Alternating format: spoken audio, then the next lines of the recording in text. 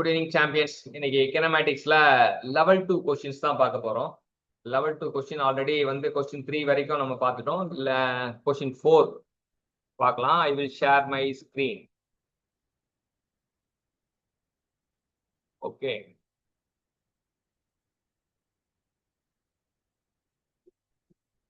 So உங்களால் இப்போ screen வந்து பார்க்க முடியும்னு நினைக்கிறேன். கரெக்டா?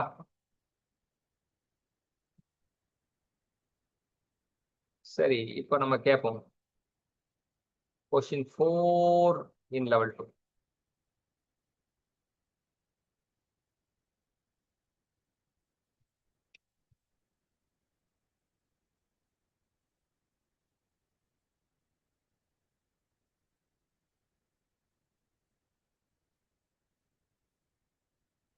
ஸோ கேட்டாச்சு. கொஸ்டின் வந்து உங்களுக்கு உங்க கையில கொஸ்டின் இருக்கும், என்னன்னு பார்க்கலாம்.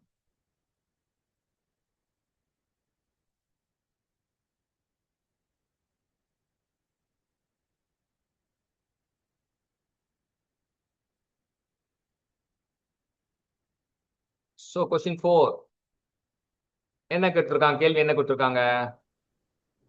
Particle moves along the plus x-axis.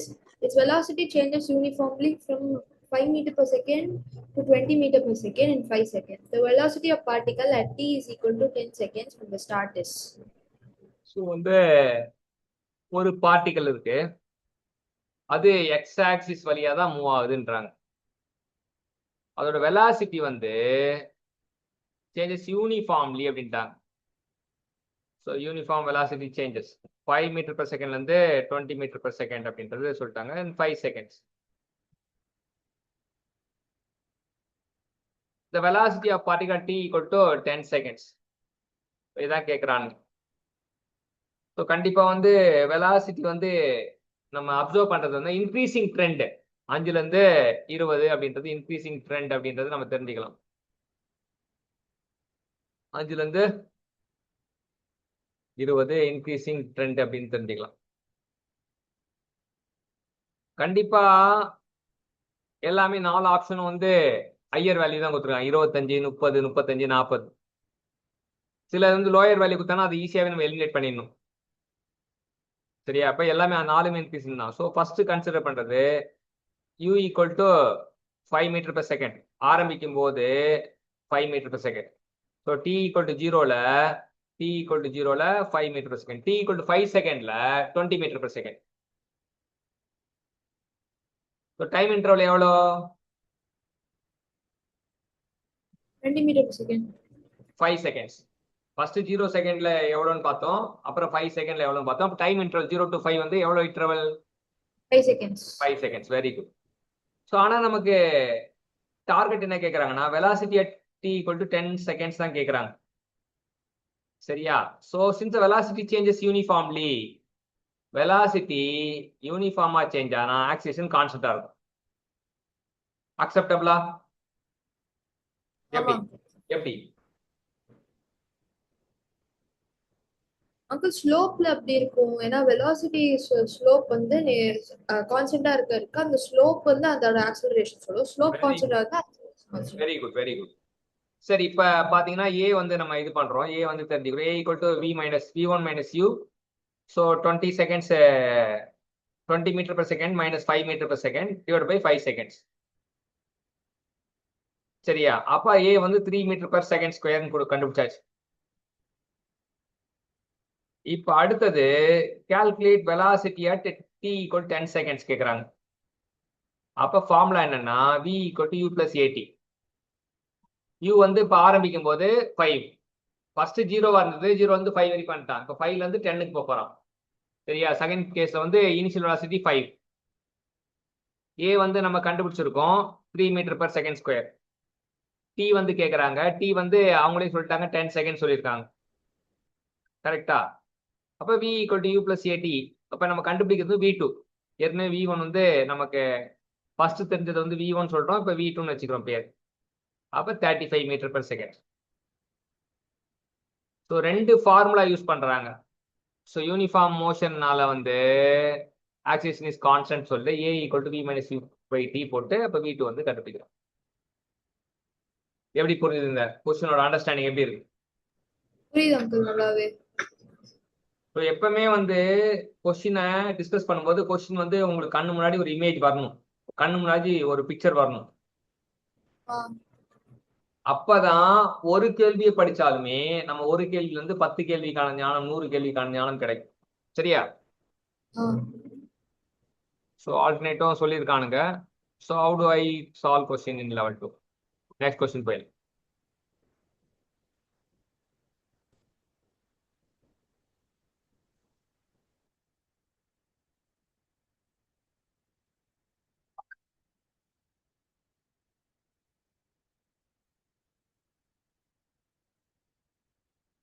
So question கேட்குறாங்க. கொஸ்டின் என்ன? இப்போ உங்க புக்கை பாருங்க.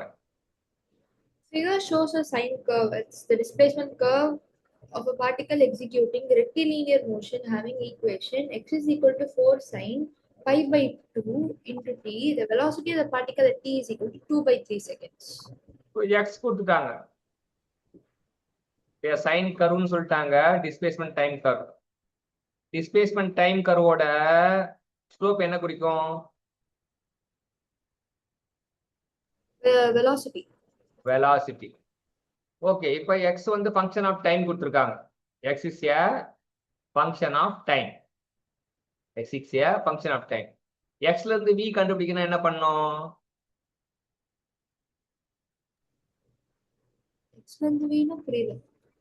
டிஃபரன்ஷியேட் பண்ணணும். dx பை dt பண்ணா கிடைக்கும். இல்லையா? எக்ஸை டிஃபரன்ஷியேட் பண்ணா என்ன கிடைக்கும்? sin pi by 2t வந்து பண்ணா என்ன வரும்? sin pi by 2t. புக்லயே பார்க்கலாம். ஸ்கிரீன் வந்து டிஃபிகல்ட்டா இருந்தா you can 4 sin pi by 2t ன்னு வந்தா 4 cos pi by 2 into t pi by 2 வந்துரும். அவ்வளவுதான். அப்ப pi by 2 வந்து 4 ஆல் அடிச்சா 2 pi cos pi by 2t ன்னு வந்துரும். சரியா? அப்ப t க்கு வந்து 2 by 3 போட்டோம்னா pi by 3 வரும். sin cos pi by 3 க்கு வேல்யூ என்ன? pi by 3 னா என்ன அப்படின்னா 80 by 3 which is 60. equal to 60. cos 60 1 by 2. 1 by 2 வந்துரும். ஏற்கனவே வந்து 4 into pi by 2ல 2 pi இருக்கு. 2 pi into 1 by 2 போட்டோம்னா answer pi. Answer pi. So detail solution நம்ம பார்ப்போம், கரெக்டாக தான் போட்டிருக்குமான்றது. Yes, we got it. சரியா?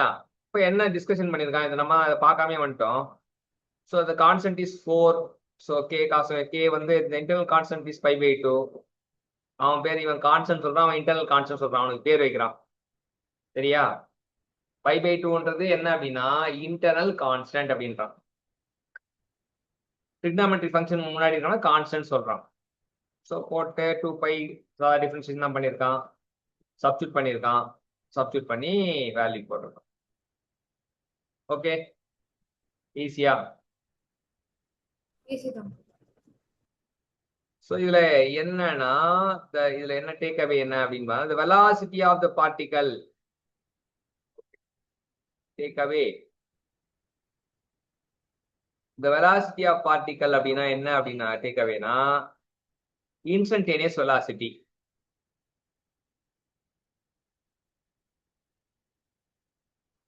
அவன் இந்த கேள்வியில கேட்டது வந்து velocity of particle சொன்னது வந்து என்ன velocity?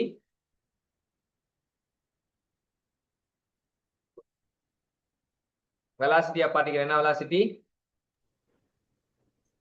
Instantaneous velocity. Instantaneous velocity. Define instantaneous velocity என்ன சொல்லுவீங்க? Instantaneous velocity ஒரு இன்ஸ்டன்ட்ல இருக்கிற velocity, ஒரு ஸ்பெசிபிக் டைம்ல இங்க சொல்றாங்க it is the rate of change of displacement with respect to time. Okay, சரியா? rate of change of displacement with respect to time. இப்போ இதெல்லாம் இன்டர்வியூ பாயிண்ட் ஆஃப் வியூ வந்து நீங்க வந்து இது பண்ணிக்கணும். இப்போ நம்ம ஃபாலோ பண்ணது வந்து டிஃபரன்ஷியேட் பண்ண chain rule for trigonometry function. நம்ம பண்றது என்னன்னு தெரியணும். சரியா? இப்போ அடுத்த கேள்வி போயிடும். தண்ணி குடிச்சிங்க.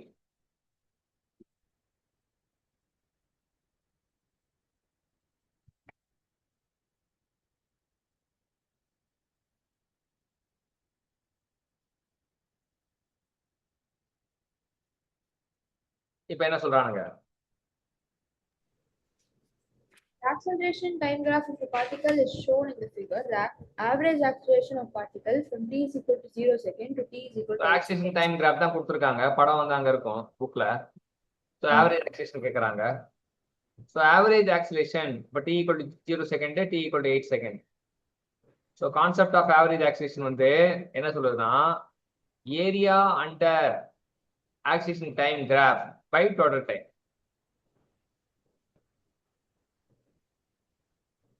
ஏரியா வந்து ட்ரையாங்கிளா இருக்கனால ஆஃப் இன்டூ 8 இன்டூ பேஸ் வந்து டைமு, ஹைட் வந்து ஆக்சிலேஷனு.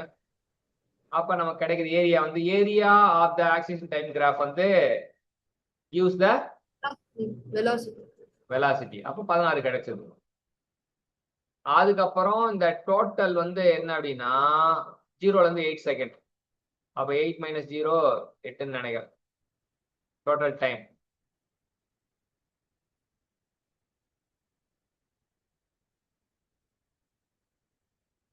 ஸோ 16/8 போட்டா 2. What is your take away? அதாவது ஆவரேஜ் ஆக்சிலரேஷன் கண்டுபிடிக்கணும் ஒரு கிராஃப்லனா அதோட உள்ள இருக்கிற ஏரியா ஃபர்ஸ்ட் கண்டுபிடிக்கணும். அப்போ வெலாசிட்டி கிடைச்சிரும். இப்போ அந்த வெலாசிட்டி கிடைச்ச உடனே அந்த வெலாசிட்டி பை அந்த டைம் டிஃபரன்ஸ் இன் டெல்டா டீயை போட்டுட்டா உங்களுக்கு ஆவரேஜ் ஆக்சிலரேஷன் கிடைச்சிரும். Very good. So acceleration equal to velocity by time. The velocity gives, velocity can be obtained from the area of the acceleration time graph.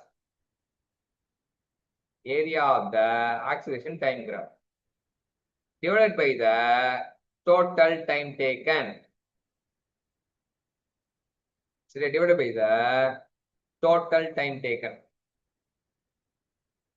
Oh, தெரிஞ்சுக்கிட்டோம். Very good. Next question. Ball is projected vertically upward with a speed u so that its maximum height is h. Find the ratio of the two times at which it is at height h by 2.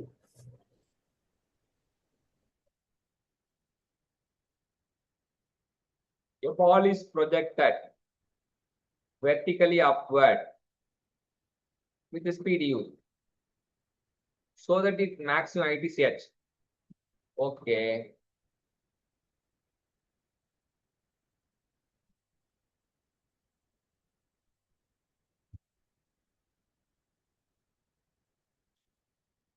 So project பண்ணிட்டாங்க. அப்ப vertically போனா வச்சுங்களேன், அதோட height எவ்வளவு வரும் formula? Vertically project பண்ணிட்டோம்னா அப்போ h max calculate பண்ணும். H Which max is equal to u square by g. U square by g. U square by 2g. Sorry, u square by 2g. Very good. So அதான் கொடுத்துருக்காங்க. அப்ப u equal to root of 2gh. அப்ப displacement equation வந்து s equal to ut minus half gt square அப்படின்றானுங்க. அப்ப s equal to h by 2ன்னு சொல்லியிருக்கானுங்க. அப்ப h equal to 2 இந்த கொண்டு வந்தா 2ut minus gt square சொல்லிட்டாங்க. ஸோ இதுக்கு t குவாட்ராட்டிக் ஈக்குவேஷன்ல கொண்டு வந்தோம் அப்படின்னா t equal to u plus or minus u square minus gh by g கிடைக்குது. But u square equal to 2gh அப்படின்னு ஆல்ரெடி நமக்கு தெரியும். சப்ஸ்டியூட் பண்ணனா 2gh minus gh கூட gh வரும், root of gh. அப்ப இது root of gh, இங்க root of 2gh.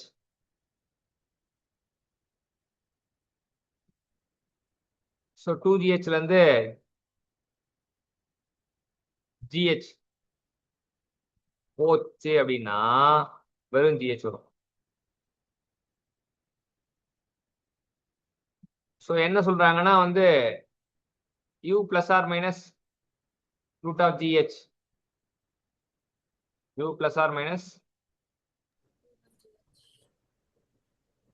So ratio of 2 times. ஒன்று வந்து t1 வந்து ஷார்ட்டட் டைம் மூவிங் அப்வர்டு. இப்போ என்னன்னா மூவிங் டவுன்வர்ட்னா பிளஸ் வரும், மூவிங் அப்வர்ட்னா மைனஸ் வரும். ரெண்டுங்க ரேஷியோ பார்த்தீங்கன்னா u minus root of gh u plus root of 2gh வருது. அப்போ இந்த gh ரெண்டுக்கு கொண்டு வந்தோம். அப்போ u ஆஃப் gyh வந்து √2 வரான். √2 - 1 √2 + 1 அப்படின்னு தான். சரி, இப்போ எப்படி இதை இன்னும் கொஞ்சம் கன்க்ளூட் பண்ணலாம் அப்படின்னு பார்த்தீங்கன்னா, ஸோ ரெண்டுத்தோட ரேஷியோ அப்படி சொல்லிட்டாங்கல்ல, ratio of 2 times, once upward, இன்னொன்று டவுன்வர்ட். இப்போ 2 கேஸ் எடுத்துக்கணும். ரெண்டு கேஸ், ஒன்று வந்து அப்வர்டு போகிறது, இன்னொன்று டவுன்வர்ட் போகிறது. சரியா? ஸோ மற்றபடி பார்த்தீங்கன்னா ஃபர்ஸ்ட் எப்படி அப்ரோச் ஆரம்பிக்கிறாங்க அப்படின்னா, மேக்ஸிமம் ஹைட்டு நீங்கள் ஃபார்முலா கரெக்டாக சொல்லிட்டீங்க. மேக்ஸிமம் ஹைட் என்ன ஃபார்முலா சொன்னீங்க அப்படின்னு பார்த்தீங்கன்னா, H is equal to u square by 2g. அப்போ u is equal h to equal to u square by 2g. அதுக்கப்புறம் டிஸ்பிளேஸ்மெண்ட் ஈக்குவேஷன் வந்து s equal to ut plus half at square. சரியா? இப்போ இங்க வந்து s வந்து h/2 தெரியும். Upward போனாலும் h/2 தான், டவுன்வர்ட் போனாலும் h/2 தான். சரியா? So ut minus half gt square வந்து போட்டாங்க. இப்போ ஹெச்சுக்கு வந்து போட்டா குவாட்ராட்டிக் ஈக்குவேஷன் கிடைக்கும். ஓகே, குவாட்ராட்டிக் ஈக்குவேஷன் அப்சர்வ் பண்ணீங்களா? h equal to 2ut minus gt square. இல்லாட்டி gt square minus 2ut plus h equal to 0. So quadratic equation solve பண்றதுக்கு என்ன ஃபார்முலா இருக்கு?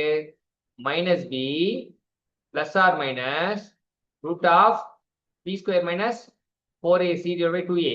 ஓகேவா? நம்ம சால்வ் பண்ணா t equal to 2u plus or minus root of 4u square minus 4gh by 2g வரும். இதுல 2 மட்டும் காமன் எடுத்து கேன்சல் பண்ணிட்டோம். ஃபைனலா நமக்கு என்ன? t equal to u plus or minus u square minus gh by g. But u ஸ்கொயர்னா 2gh. ஓகேவா? புரியல? இல்ல, புரியுது. ஓகே, அப்ப சப்ஸ்டிட் பண்ணிட்டு இந்த root of u square minus gh root 2h வந்தது. அதை சப்ஸ்டிட் பண்றோம் இங்க. மைனஸ்னா ஷார்ட்டர் டைம் மூவிங் அப்வர்டு, பிளஸ்னா லாங்கர் டைம். இதான் இந்த கன்க்ளூஷன். நம்மளோட அறிவு வந்து இங்கதான் வந்து வேலை செய்யுது.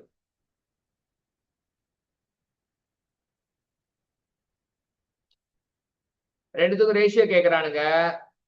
மேல மைனஸ், கீழே plus. u square u equal root of 2gh னா u by root of gh க்கு √2. அப்ப நம்ம ஃபார்முலா வந்து √2 - 1 divided by √2 + 1. root of h by g நம்ம காமன் எடுத்துறோமா? இல்ல, இங்க இந்த வந்து மேல gg கேன்சல் ஆனதுக்கு அப்புறம் இந்த gh மேல இருக்க டேர்ம் ஃபுல்லா ரூட் ஆஃப் gh ஆல வகுக்கிறோம். இந்த கீழே இருக்க டேர்ம் ரூட் ஆஃப் gh ஆல வகுக்கிறோம். வகுத்தா இந்த மாதிரி வரும்.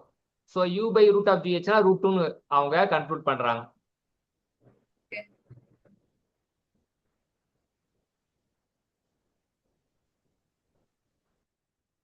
ஓகேவா? புரியுதா?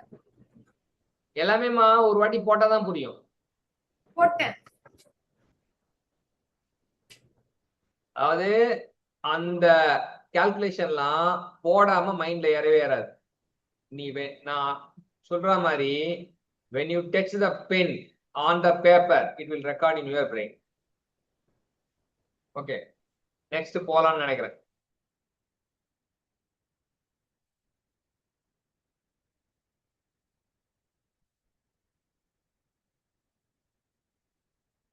என்ன போடணும்?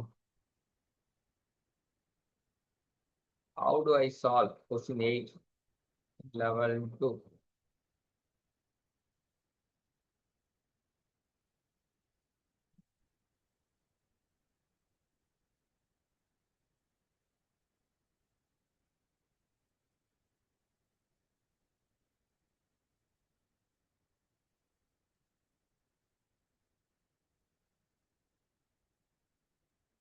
இப்போ ஆரம்பிக்கலாம்.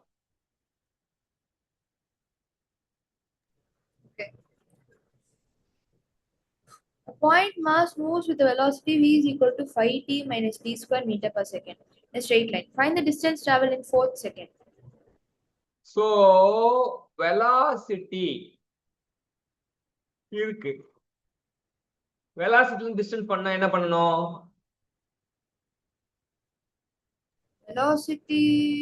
நம்ம கிட்ட Velocity இங்க பாருங்க கதை சொல்றோம். நம்ம கிட்ட டிஸ்பிளேஸ்மென்ட் இருந்தா divided by.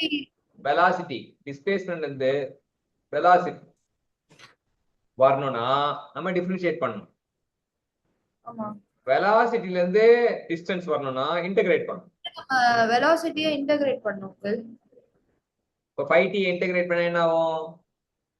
5t square by 2 minus t cube by 3 ன்னு வரும். அவ்வளவுதான். போட்டு 0 to 4 சப்ஸ்டிட் பண்ணா ஆன்சர் வந்துரும் நினைக்கிறேன். அங்கிள் ஒன்னு 4க்கு போடணும், அப்புறம் இன்னொன்னு 3rd செகண்டுக்கு போடணும்ல. Kinematic. இங்க ஒரு கதை சொல்றானுங்க. In kinematics, the distance traveled in the nth second refer to the displacement between n minus 1 and n. அதான் அங்கிள். n வந்து என்ன அப்படின்னா 4 செகண்ட் கொடுத்துருக்காங்க. அப்போ 3 செகண்டுக்கும் 4 செகண்டுக்கும். சரி, அண்டர்ஸ்டாண்ட் த 4th செகண்ட். அப்ப 4th second என்றது in kinematics distance traveled in the nth second refers to the displacement between t equal to n minus 1 and t equal to n. Therefore, for the 4th second, we need to find distance 3 t equal to 3 and so பண்றான். First வந்து velocity function வந்து எடுத்துக்கிறானுங்க. எடுத்துக்கிட்டு velocity is 0 when t equal to 0 and t equal to 5 seconds. Between 3 and 4 அப்படின்றான். Limit வந்து 3 and 4 போடும்போது கிடைச்சது 5t minus t square இது பண்ணிட்டு 4 and 3 லிமிட்டை போட்டா கிடைச்சது. லிமிட் மட்டும் 3 and 4 and 3. சரியா? மற்றபடி எல்லாமே ஓகே தான். லிமிட் வந்து 4 and 3 போட்டா s equal to 27/2. So 56/3 minus 27/2 போட்டா 31/6. இந்த ஃபர்ஸ்ட் பாயிண்ட் மட்டும் முக்கியமா இங்க இந்த கேள்வியில. Understand the 4th second. Okay. Understand the 4th செகண்ட்ல தான் நம்ம 3 and 4 கிடைக்குது. ஓகே. அப்புறம் இங்க கொஞ்சம் கதை சொல்றானுங்க.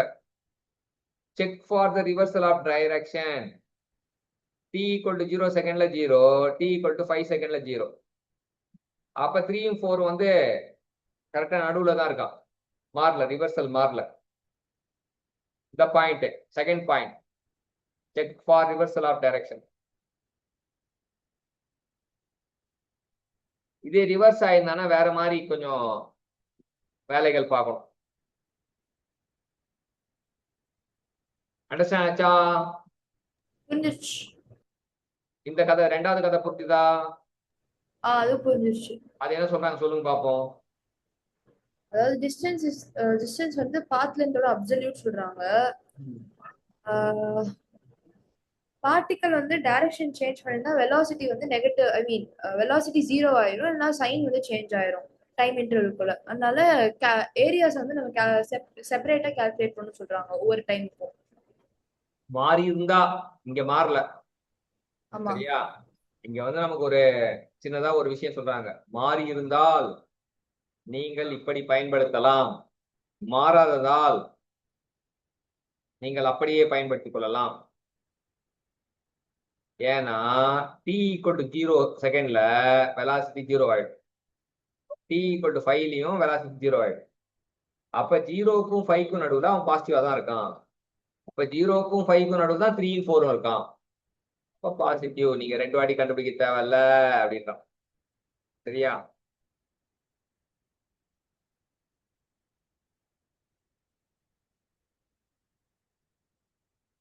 அடுத்த கேள்வி.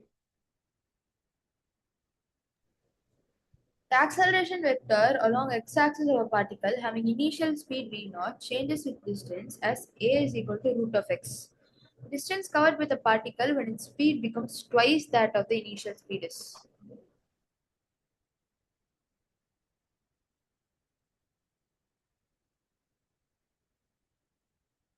பார்ட்டிகல் இனிஷியல் ஸ்பீட் வந்து v0 சொல்லிட்டான்.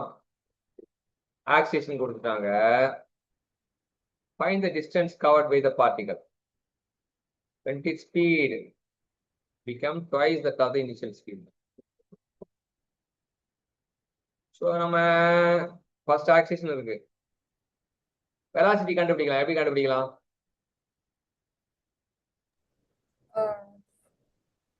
From Differentiation. acceleration we have to find velocity. How we can find out?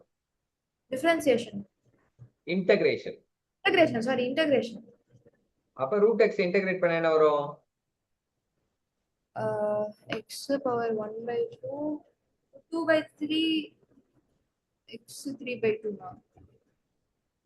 So root 1 by, ஒரே நிமிஷம் uncle. 2 by 3, x power 3 by 2. அப்ப x power 3 by 2, 2 by 3 x power 3 by 2. சரியா? அப்ப v equal to 2 by 3 x power 3 by 2. Next அவன் என்ன சொல்றான் அப்படின்னா, find the distance when speed it become twice of the initial speed. Initial speed v naught தான். சரியா? So வந்து initial speed v naught தான். Final velocity 2 v naught. அப்ப x equal to 0 வந்து v naught. x equal to 0 வந்து v naught அப்படின்னா. So இப்ப நம்ம இன்டகிரேட் பண்றதுக்கு பதிலா இவன் என்ன பண்ணிருக்கான்னா பொசிஷனை பொறுத்து மாறுதுன்னு சொல்றான்.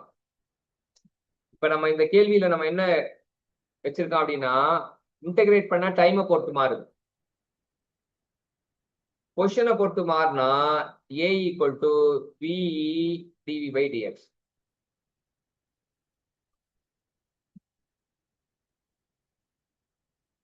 சரியா? இந்த கேள்வியில பொசிஷனை பொறுத்து வெலாசிட்டி மாறுதுன்னு புரிஞ்சுக்கணும்.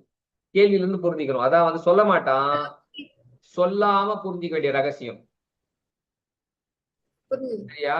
Find the distance covered by the particle when its speed become twice that of the initial speed. So distance பொறுத்து velocity மாறுது.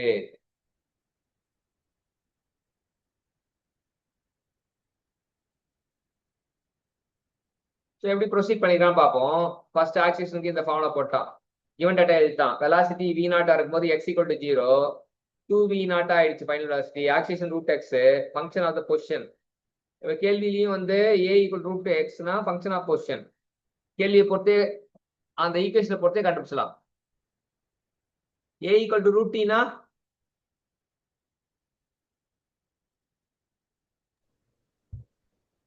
a equal to root t ன்னு கொடுத்தா என்ன அர்த்தம்? டைம் பொறுத்து அதை இன்டகிரேட் பண்ணா நமக்கு ஓகே. சரியா? புரியுதா? கொஞ்சம் தண்ணி கொஞ்சம் குடிச்சுக்கலாமா?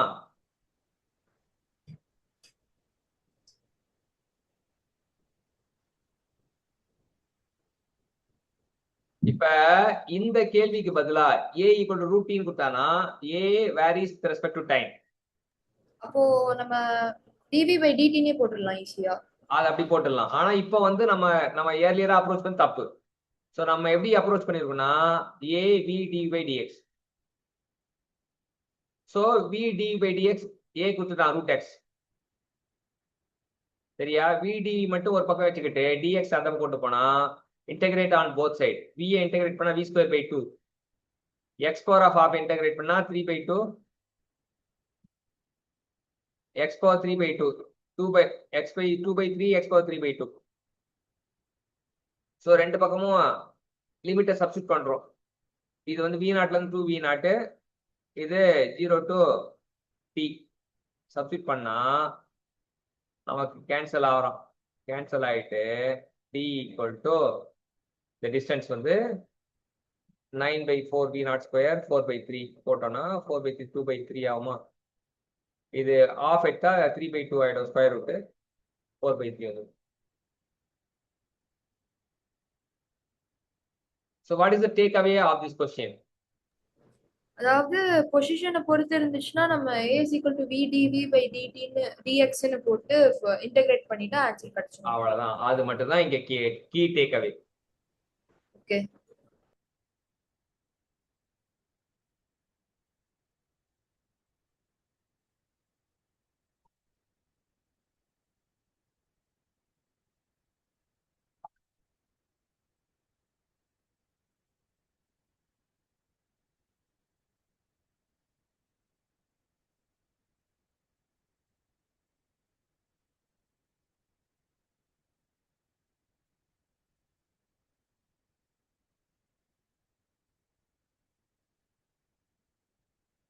ஸோ கேள்வி